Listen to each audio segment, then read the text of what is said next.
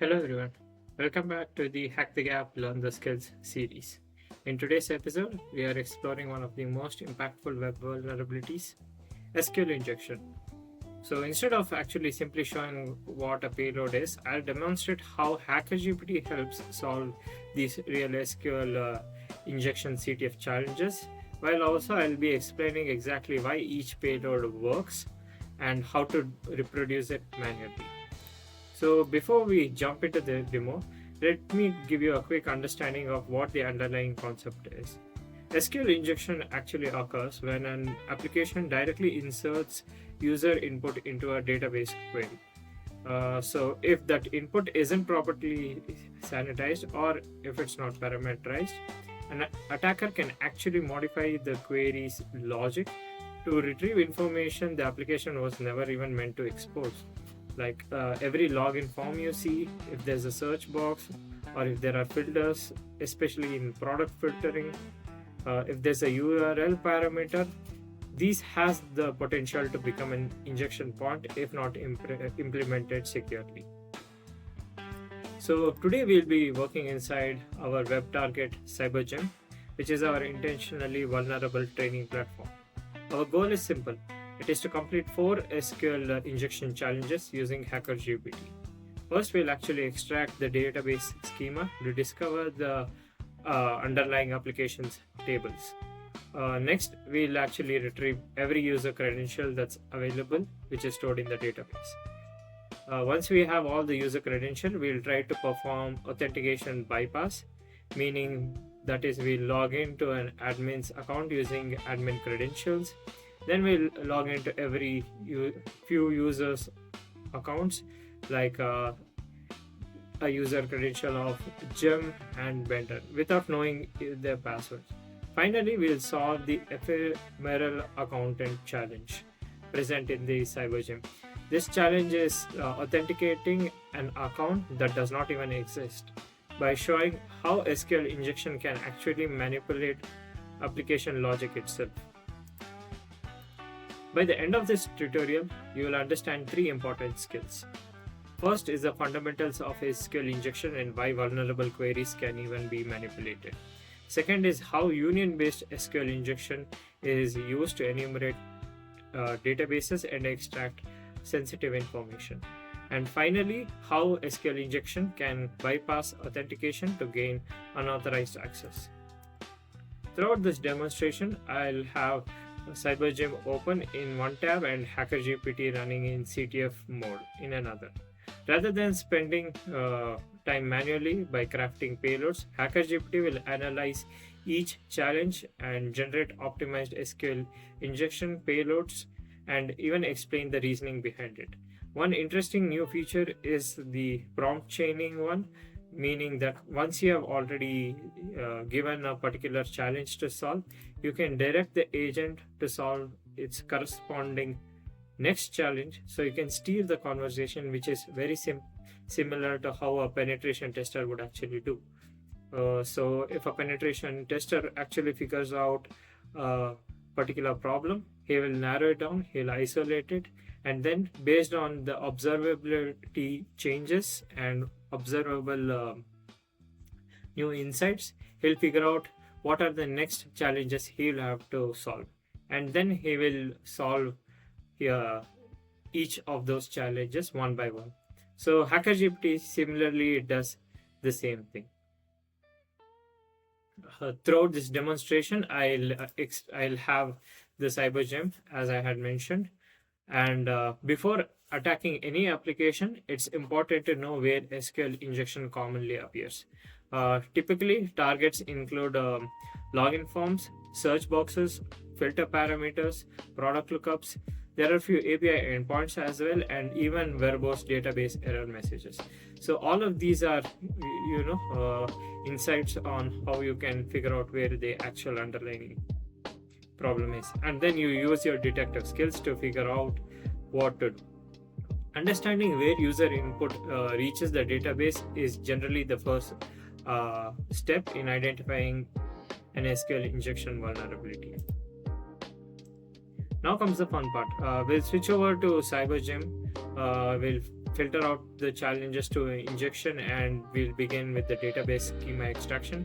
From there, we'll move on to dumping user credential by bypassing authentication for multiple users, and finally we'll solve the ephemeral accountant challenge, all by using HackerGPT, our CTF assistant. And then we'll try to reproduce the same set of problems using Burp Suite. So the payoff, by the end of this demonstration, you will see how quickly HackerGPT can identify vulnerable inputs. You can see how it generates SQL injection payloads and how it actually performs these exploits, and you'll also understand the underlying database behavior, all while understanding the attack itself instead of just blindly copying payloads. So after watching the walkthrough, I encourage you to try these challenges yourself inside CyberGYM. Remember, these techniques should only be used on systems you own or environments where you have explicit authorization or access to, such as CTFs that are intentionally vulnerable and that has given you authorization. So now let's switch to CyberGYM, open the first challenge, and let's start extracting the database schema.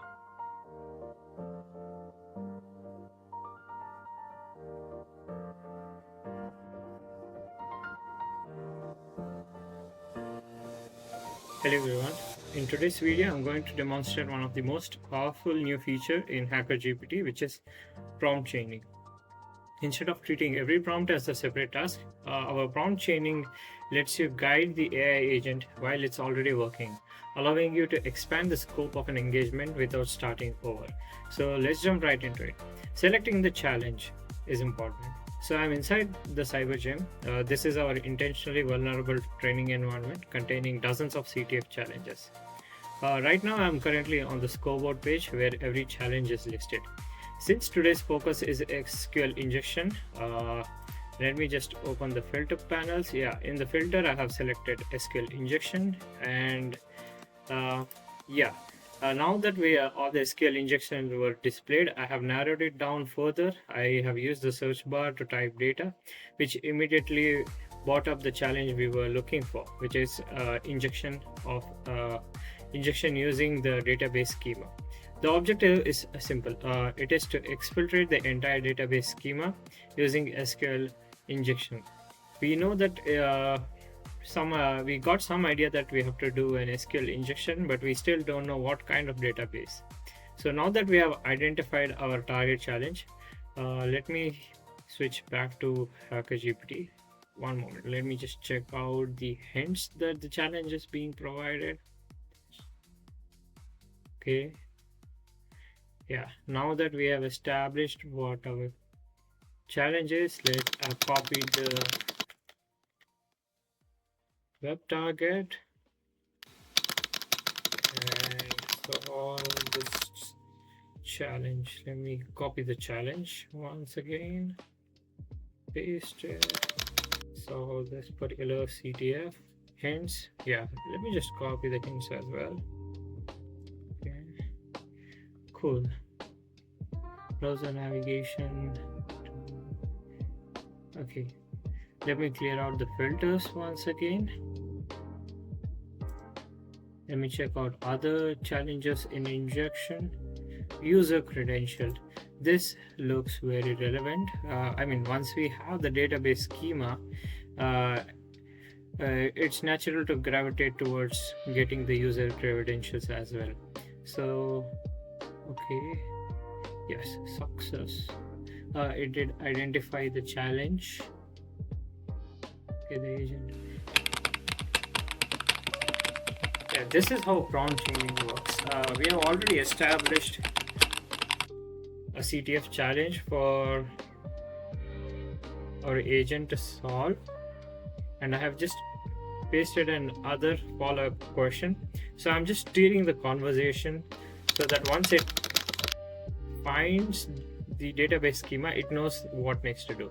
So now that we know that our agent first it will figure out what the database schema is, and then it has to figure out the user credential.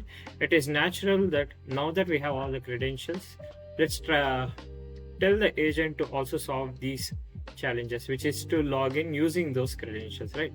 So this is just isolating problems one after the other and then just planning. It's exactly the way we would end up structuring our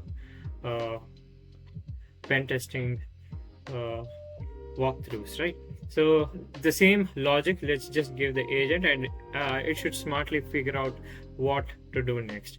So there are various challenges in terms of login itself in the injection subcategory, which is now one of the challenges to login using login admin. Another challenge is login as Jim using his credential, and then login as a vendor. A vendor Easter egg is it's a Futurama character.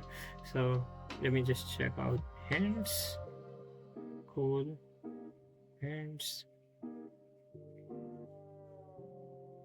Cool. Okay, so yeah, obviously, so once we have a user credential, we'll have to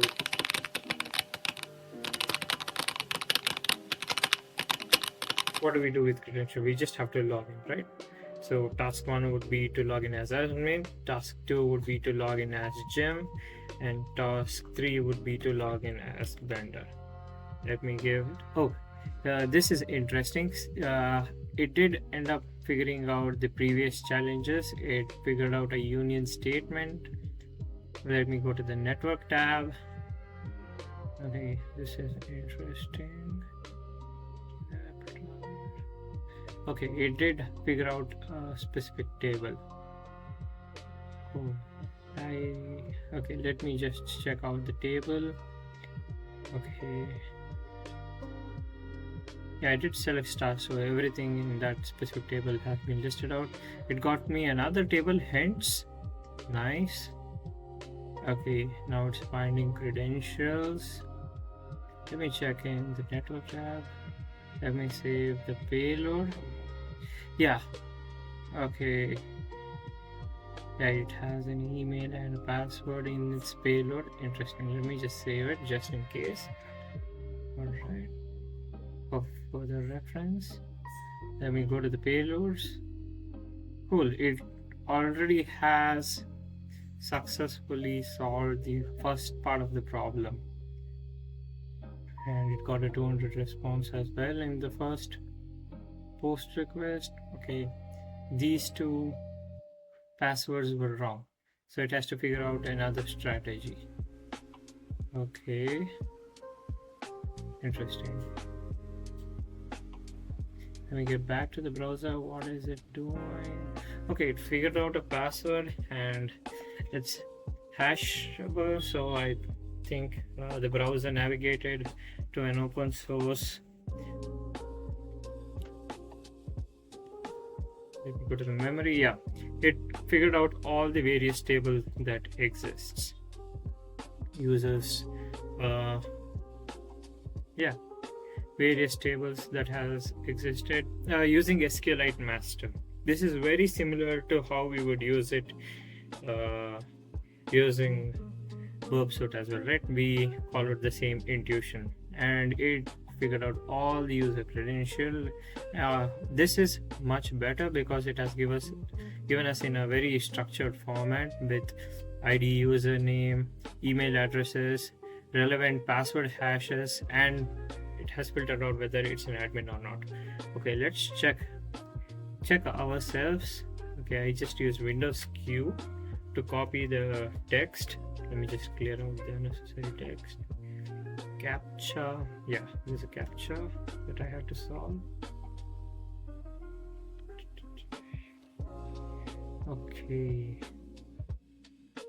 Okay, it's unhashable. So it was unhashable.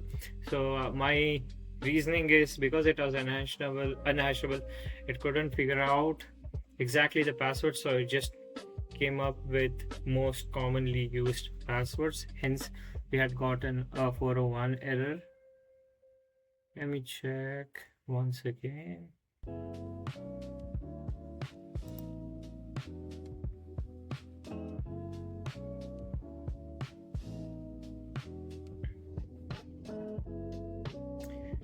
Yeah, so as you noticed, we got it. Okay, so it is successful. Interesting.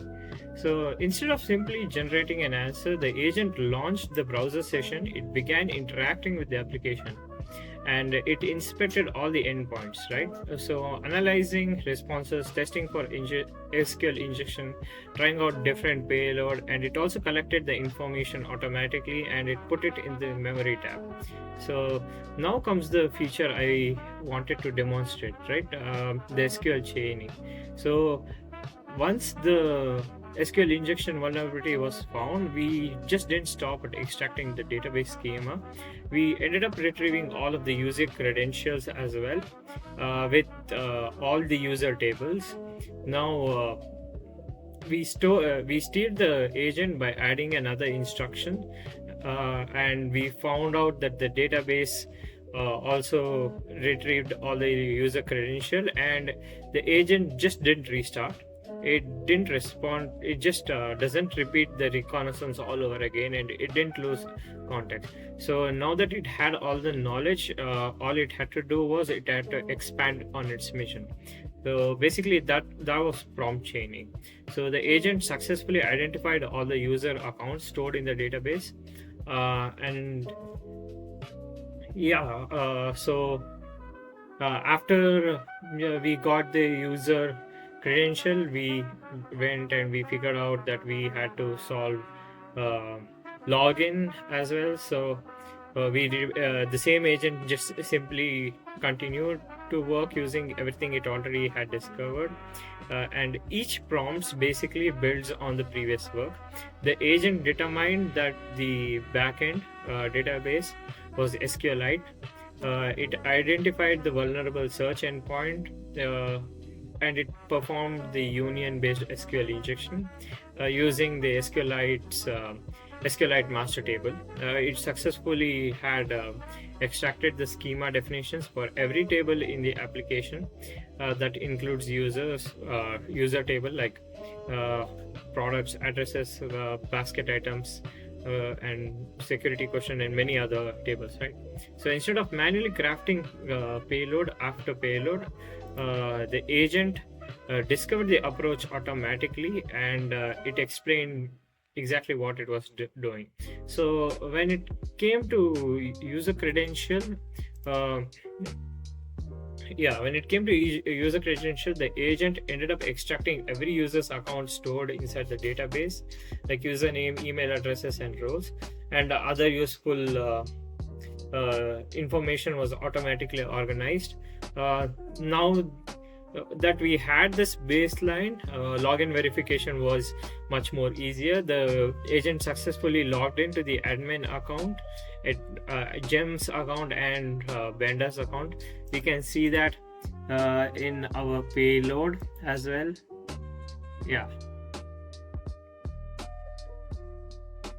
Let's check out the payloads as well. If this was the schema one, this was the admin, gem, and vendor. Let me just download all the request responses. You can download and open it on a notepad. You get all the curl commands as well, so that you can copy and paste it. There you can see the payloads.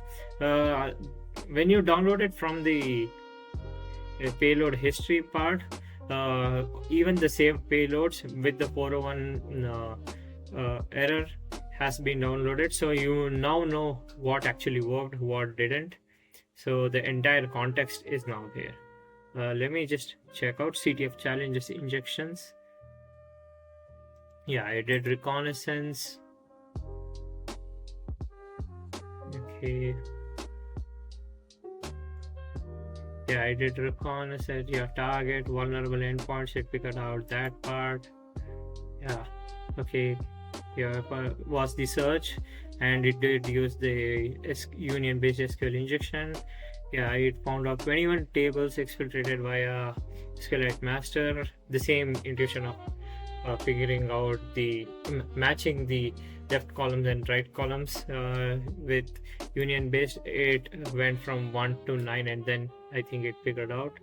It gave the entire summary of various tables. It has okay, security questions and stuff. It found out 25 user credentials, and it marked as the most important credentials. Those are the admin credentials, and login result, all three were successful. Admin, it got the admin credentials itself. And for using okay, and for gyms and vendors account, it used operators. Okay, it used operator and it gave password as nothing. Okay, interesting. Let me just go to the memory tab so that there's an entire report on how it actually did it. Okay, admin login. Okay, the method it used, it was direct password login. Gem account, it used it used the operators. Vendors account, it used the same intuition. Perfect.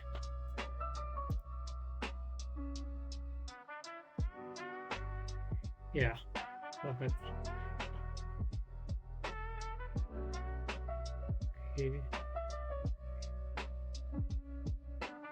So yeah, let me just give you a quick heads up as to why this is so powerful. Like, this is exactly how a real penetration tests evolve. Like, you do have one objective, and the moment you start getting results, it gives you a broader idea as to what are the next steps you would have to know. You would have to end up doing. So you rarely know the entire objective in the beginning itself in a real world scenario. You discover new opportunities as you investigate, and then you figure out what are the next problems to solve. You isolate those specific problems, solve it, and if it does reveal new opportunities, you would gravitate towards that. So prompt chaining allows you to do exactly that. It allows you to adapt naturally instead of restarting the AI every time. So you simply steer the investigation and the agent remembers everything, like reconnaissance, browser state, all the discovered vulnerabilities, all the authenticated states. It remembered everything in its memory tab, and it quickly drew insights from them. So every new instruction builds upon the previous one, and it has better context. So it feels much more like collaborating with an actual pen tester, and you're just chatting with him and telling him as to what to do, right? So one more thing interesting that I did find out. Okay, now that we have finished out login, we figured out database as well, we figured out all the user credentials. There's another interesting challenge that has not been solved yet. Let's try to solve it with HackerGPT and let's see what happens. The challenge is ephemeral account. Log in with the non-existent account, meaning that account does not exist and there's no ID, with the blah blah blah email without ever. Okay, yeah, let's actually just copy this particular challenge and let me give it to HackerGPT and let's see if it can actually solve. Okay, let me try to understand what the actual problem is. Okay, and that was the hint. Oh, it already solved before me trying to figure out what the hint was. Okay, let me go to the network to see what it actually did. Okay, it also ended up doing a union based. Yeah, there's a union based query. Interesting, that's the payload. Okay, the payload. Okay, in the user table, it had mentioned all the columns specifically. Let me check out the user table. Yes, username existed, Yeah, email, password. Okay, password. Okay, token. Yep, almost all the columns. Yeah, it went back, as you can see. Uh, it went to the memory tab, and it already had the context of what uh, the table's columns were, and based on that, it matched and it figured out an SQL statement. Cool. Okay, where emails were, the whatever the email address that was provided in the challenge, and yeah. Yep. And just like that, yeah, we ended up solving another CTF.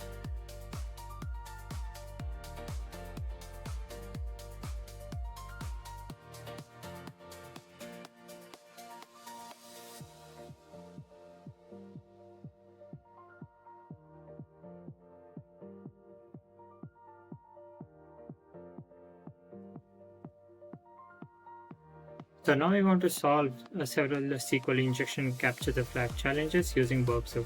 Our test target will still be CyberGYM, the intentionally vulnerable training platform at cybergym.hackergpt.app.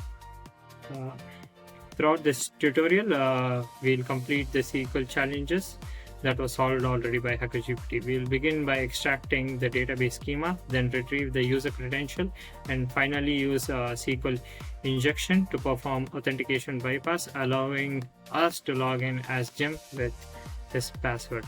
Rather than blindly copying payloads, I'm going to explain why every payload works, how I built it, and what is the database doing behind the scenes. If you are new to SQL injection, don't worry. By the end of this video, you'll understand not only how to solve these CTFs, but also the thought process behind every step. So let's jump over to CyberGYM, open the database schema challenge, and intercept the request with Burp Suite. And let's just get started. Okay, so I'm just going to open browser in Burp Suite, CyberGYM. Wait, actually, before database schema, why don't I just use user credentials flag? That way I'll have to solve database schema. So, okay, let me intercept. Okay, the get request. Got it. Okay, I'm going to send this.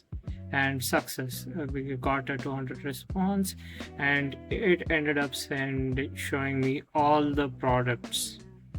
Okay, all the products, best CyberGYM sales work. Let me head over to all products.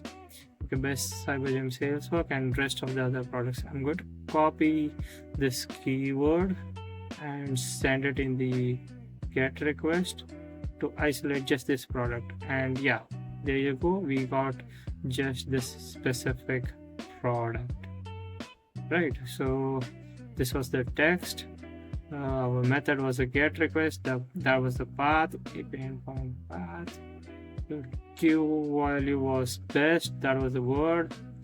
Okay, language, host was CyberGYM, cookie as shown, server is Nginx.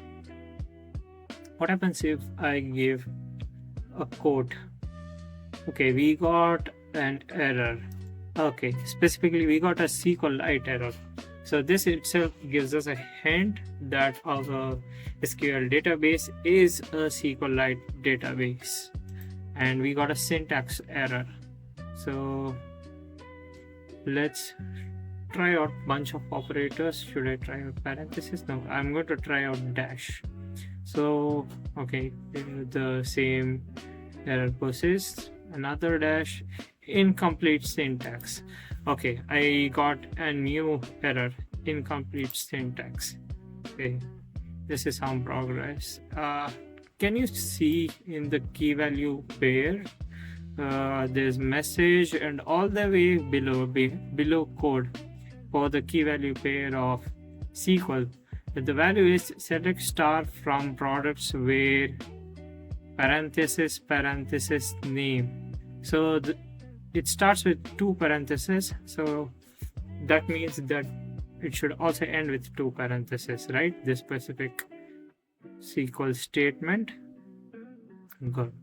So name, like, okay. This is what an ideal SQL statement look like for this specific table, I guess. So we should build upon this.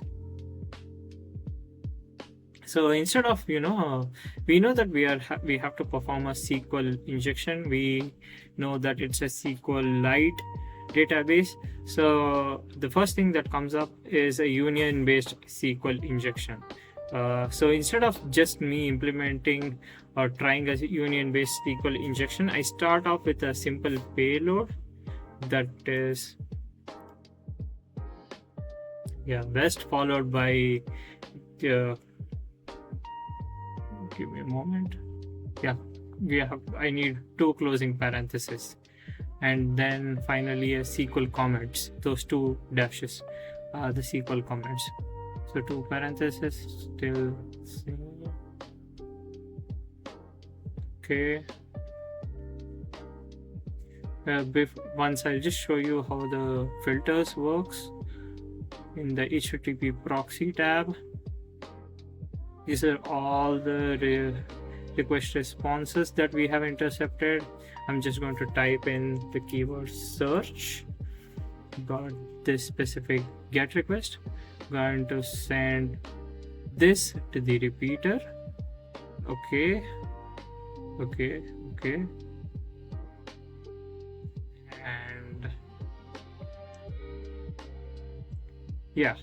And I want to send best, followed by, let me just send success. Good. Okay, best followed by a single quote. Okay, we reproduce this error. Now starting with 2 parentheses means ending with 2 parentheses, and then SQL comment. Okay, success. Okay, so when I sent this request, I got HTTP response of 200. Okay, right? So now this doesn't mean that I've already extracted any data. What it tells me is that my payload produced was a valid SQL query. The single quote closes the original string. The 2 closing parentheses balances the SQL statement, and the dash comments out everything that follows. So if my syntax were incorrect, I would likely receive a database error or an HTTP 500 response instead. But now we did get 200. Okay, so this itself tells me that I've successfully escaped the original query of getting that SQLite syntax error or any other thing. And now I understand that the application is building its SQL statement. So that's exactly where I needed. That's exactly what I wanted before moving on to data extraction. So now we can put our union SQL injection statement, right? So I can append my SQL, I can append my union select statement. Now one thing you will notice is like union %20. So you might ask me as to why am I putting this %20? So one thing is that whenever the payload contains %20 instead of an actual space, like a normal space, this happens because this is what is called as a URL encoding. So since Burp is actually sending this payload as part of the URL, spaces aren't actually allowed. So browser converts spaces into %20, and when the request reaches the server, it automatically converts back into a normal space before the SQL query is executed. So whenever you see %20, just think it in your mental model that it's just a regular space. So let me continue with my SQL statement. union percentage 20. So let's start from percentage 20 SQLite master, and let me send it. Okay, I got another error. So yeah, it's more like a detective. You end up sending something, you get an error message, you see what the error message is, and now you got another problem, you isolate that problem, and then you build upon it. This is what actually HackerGPT also did internally, right? So okay, union, yeah, okay, so it's because of the star, right? So now let's see. Yeah, instead of querying a normal table, why you might be thinking, why did I put at the end SQLite master? Why? Because the application, as we had mentioned before, used SQLite. So every SQLite database, you can just Google it, contains a built-in system table called SQLite master. So what SQLite master is, like, you can just think of it as a database blueprint. It basically stores information of every table, every index, every view, and most importantly, like, it has all these SQL statements that created those tables. So whenever I'm trying to understand the structure of a SQLite database, SQLite master is always my first target. So why didn't star work? Because columns were not matching. So I'm just going to do 1, 2, 3, 4, 5, 6, 7, 8, 9, and success. Yeah, so you notice that my union query contained 9 values, and this was actually not a guess. So just few moments earlier, I had actually tested the application by sending different union select payloads. Instead of just 1, 2, all the way till 9, I had started with just one column, 1 and then 2, and then I continued all the way, like 1, 2, 3, 4, 5, 6, 7, 8, 9, and finally when I had typed 9, I got a success. So I just skipped that part and I just did it. Sure, and we got a success, right? So only when my payload exactly returned 9 columns did the database accept the union query. The reasoning is because union operation requires a select statement to return the same number of columns. Like, if the column counts do not match, the database immediately rejects that specific query, as you had seen before. So before extracting any data, you should always determine the correct number of columns, and this is always an essential step.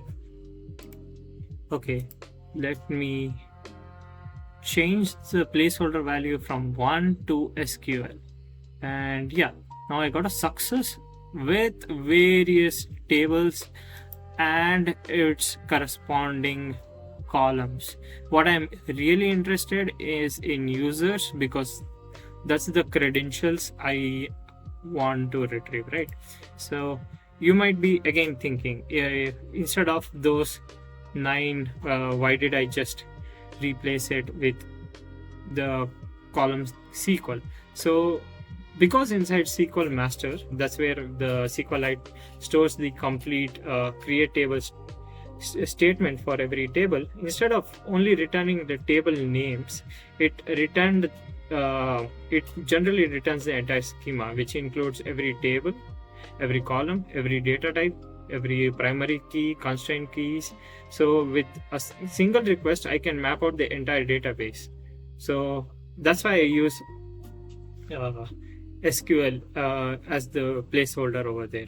So when I send the payload again, the response now revealed me the entire database schema. So this is perfect, and looking through this schema, I can now see the user table. This is exactly what we are looking for.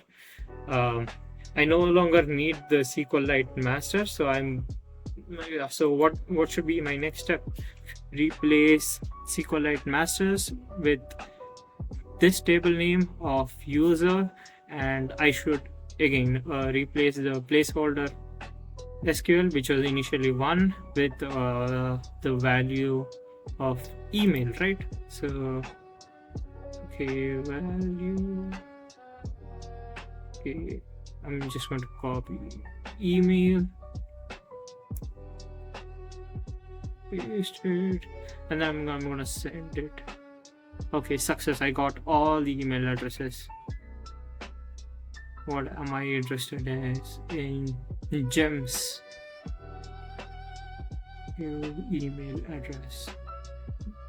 Yeah. Let me scroll down. Gem juice shop. Now this is the target email address. Let me just copy it. Perfect. So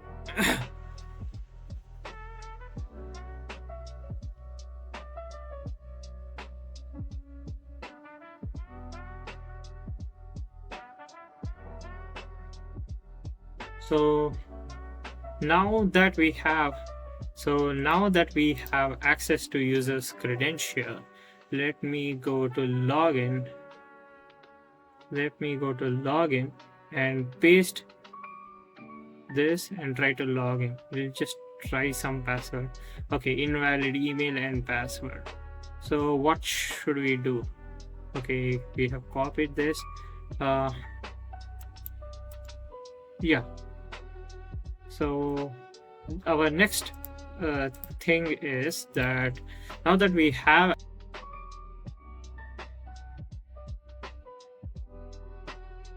we'll use SQL injection to bypass authentication, and we'll log in as gem.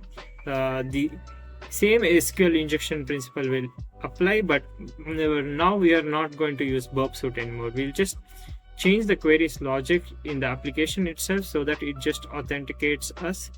There is a specific way you can do this using OR operator.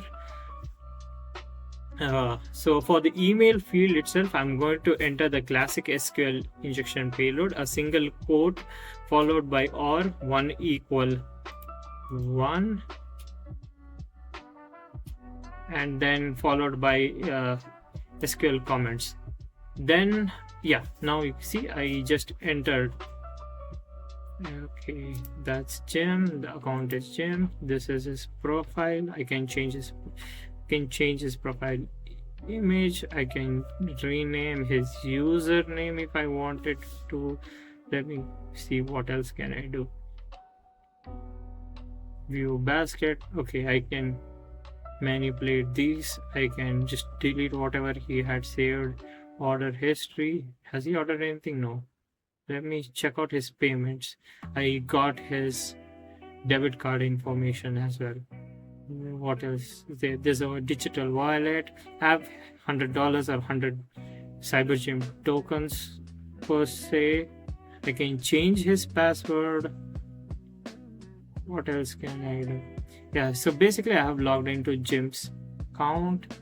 Yeah, profile page, and that basically solves our injection. So let me give you a quick heads up as to why I was able to log in. Because here I didn't change the password or anything, or I didn't crack the hash. Did we have an administrator password? No. So did we even decrypt the password? Not at all. So why did we actually log in, or how did we actually even log in? So what we actually did was we just changed the logic of the SQL query itself. Like, imagine the application normally executes a query similar to this, like select star from users, where our juice shop, Jim at juiceshop.com, and his password is actually a super secure password. The database only returns a user when both email and password match, right? But after our SQL injection of OR 1 equal 1, the query effectively became something like select star from users, where email equals or 1 equal 1, and password is we just type something, right? So let me break that down. The single quote closes the original email string. The or introduces a second condition, and the 1 equal 1 comes, which is always true, right? So 1 is always equal to 1 every single time. And finally, the double dash tells SQLite to ignore everything that follows. So what it actually means is the password comparison was never actually executed. The database actually evaluated the where clause as email equals nothing or true, and since true or anything is true, the query returned matching rows from the user table. So it just matched Jim's email address, and the application simply took the first row that was returned by the database, and it just assumed that the login was successful. So we are not bypassing password hashing. We are not bypassing the password check also. We are just bypassing the password check entirely. The password hash was actually not cracked, and it was never decrypted. In fact, the database never even compared it. Instead, SQL injection changed the application's logic so that the authentication condition always came out true. That's why SQL injection is considered a logic vulnerability, and it's not a password cracking technique. Whether it's an admin's email address, Jim, or there's another login as vendor, we are not breaking encryption. We are rewriting the SQL query so the application authenticates us without ever actually verifying the password. And that's the key takeaway from this challenge. SQL injection isn't about like guessing credential. It's about convincing our database to execute a different query than a developer originally intended. And that's a complete walkthrough of solving SQL injection challenges in CyberGYM. We started with confirming what the injection point was. That was the search query part of the URL. Then we figured out how to build a union-based SQL injection to enumerate the database. We extracted the complete database schema. We identified the users table, and we dumped the user credential, and finally used SQL injection to bypass authentication, that is or 1 equal 1, and we logged in without ever cracking a password hash. So hopefully this video showed you that how to perform a successful SQL injection. SQL injection isn't just about memorizing payloads, it's just about understanding how SQL queries are constructed. So once you understand this process, you can adapt your approach to many different SQL injection scenarios instead of relying on copying and pasting payloads. So if you would like to speed up your workflow and generate payloads faster and understand the reasoning behind them, check out HackerGPT at hackergpt.app. Throughout this series, I'll be showing how HackerGPT can assist with CTFs while helping you learn the concepts behind every solution. If you found this walkthrough helpful, please consider giving a video a thumbs up and subscribing to the channel and turning on notifications so you don't miss the next episode in this CTF series. If you have any questions, alternatives, or if you have alternative payloads or any other way to solve these challenges, please leave them in the comment section below. I would like to see your approach and discuss it with you. Thank you for watching. Stay curious, hack ethically, and just hack the gap and learn all the skills. I'll see you in the next one. Thank you.